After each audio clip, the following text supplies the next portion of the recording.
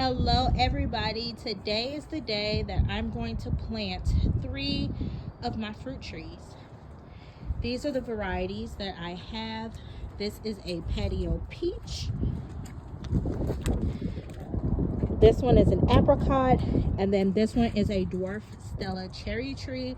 All 3 of them I got from the Home Depot. I have 2 pots here. This one is a 20-gallon nursery pot, and then this one is a 15-gallon. Both of them I got from the local hydroponics store here in my area. So because the apricot tree is not a dwarf variety, I'm going to plant it in the 20-gallon pot. Most fruit trees you can train, whether it's a dwarf or not, to grow and produce inside of a pot. If it's not a dwarf variety, just make sure you get the largest size nursery pot that you can find and try to get, a smaller tree. So I picked up a smaller size apricot tree, and in about 2 to 3 years it should start producing. Then every 1 to 2 years, if you are going to continue to grow these trees inside of pots, you do have to assess the roots and most likely trim off the roots. Make sure your pot doesn't have any sort of root rot or anything like that.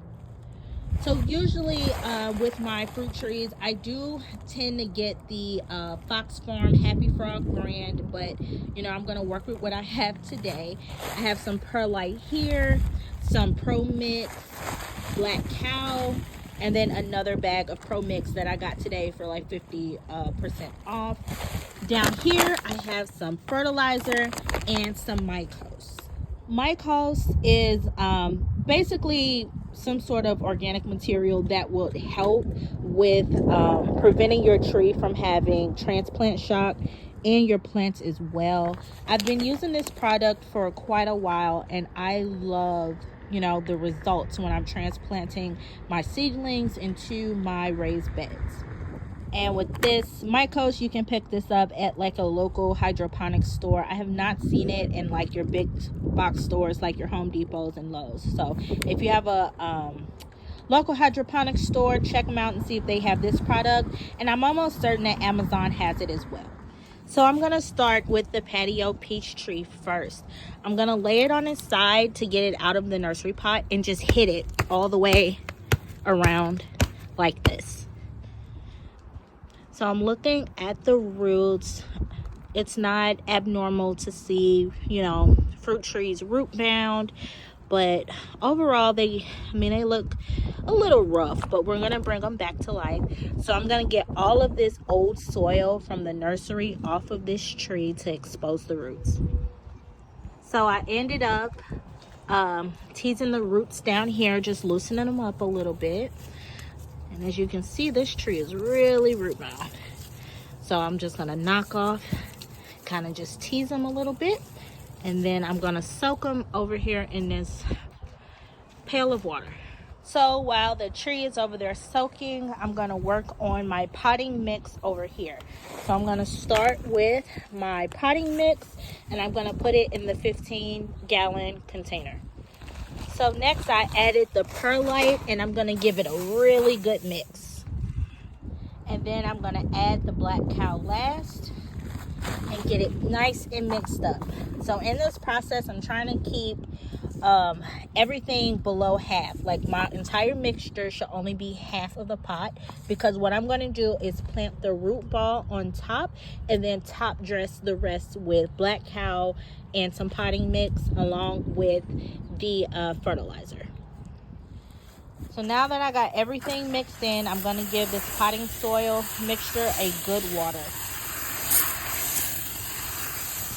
Anytime you're growing anything in a container, you always want to moisten the soil to prevent your plants from dying off and drowning.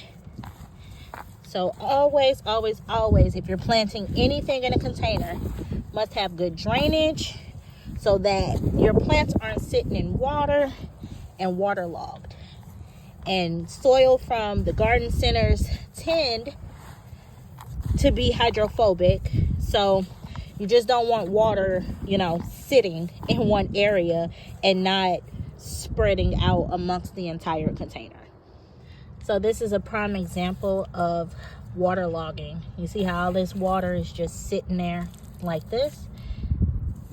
It's not good. That's why you always want to moisten your soil evenly when you initially plant anything in a container. Okay, so the tree has been soaking for about 30 minutes now. And what I'm going to do, or what I've done, was dug a little well to set the root ball on top of the soil inside of the 15-gallon pot. So I have the tree placed just about evenly to the side of the pot. You want it literally at the same height when you're planting your tree in a container. And actually, guys, I forgot to add my mycos. This is the mycos that I'm going to add just down here at the bottom. So I have my tree in the pot. I made sure that there was no graft line around the tree. You never want, if your tree is a grafted tree, you never want to bury it below the graft line. So sometimes your big box stores, you know, they will bury the tree in the nursery pot below the graft line. So this tree doesn't have any grafting on it. So we're good there. That's just its root. So it's sitting perfectly in this pot. And then now I'm just going to add some more soil on top and some more black cow. So this is an example of the graft line. You never want to bury soil above this grafting point here. So when I bought the tree, it was soil was up past it, but when I put it into its new pot in its new home, I'm going to make sure we keep that graft line above the soil. So what I'm going to do now is just sprinkle just a little bit of fertilizer around these trees. With trees that grow in containers, because they can't pull up nutrients from the soil, I actually fertilize once a month. And it might seem like overkill, but you know, it's been working for me. I start my fertilizing schedule in the spring and I end in the fall. And I always make sure in the fall I top dress with some more compost and some straw mulch to protect the soil throughout the winter time here in Missouri. So I top dressed.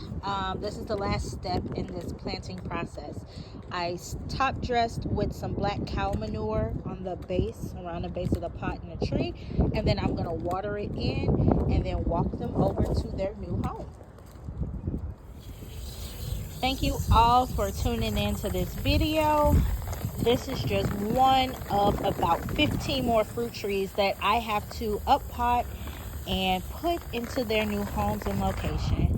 My name is Chanel. I'm the Urban Sunflower on TikTok and across all of my social medias, and I look forward to growing with you this season. Happy gardening. Okay, so I have these 3 babies over here.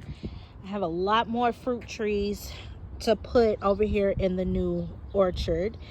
I don't know why my dog's over there sniffing. That's all finna go away and they're gonna have to go up the hill somewhere. But this is the start. I'm gonna bring over all of my fruit trees, my blueberry bushes, my raspberry bushes, and this entire blank space. I'm just gonna put everything over here.